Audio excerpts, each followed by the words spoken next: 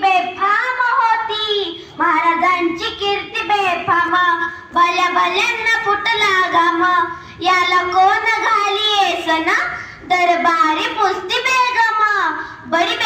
बडी बेगम म्हणजे आलिया दिलशाची आई बरं का. नजरेत तिच्या अंगार, दरबार झाला गपगार, कोणी घेईन पुढाकार, साऱ्यांनीच मानली हार.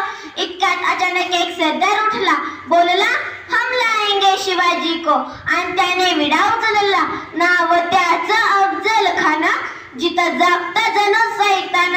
खान बोलला छाती ठोकून, शिवबाला टाकतो चिरजून. कौतिक झाले दरबारात, खान निघाला मोठ्या कुर्मीत, त्याचं घोडदळ पायदळ, फौज फाटलंय बक्कळ, अंगी 10 हत्तीचं बळ, पाहणारा कापे चळचळ.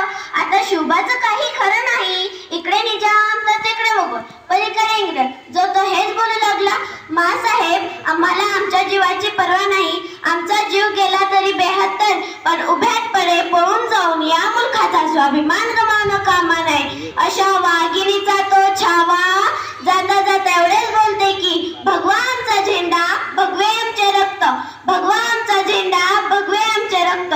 प्राण देऊनी सांगिते मी शिवरायांची तख्त, सळसळत राहू दे या मर्द मराठ्यांचे रक्त, सळसळत राहू दे या मर्द मराठ्यांचे रक्त.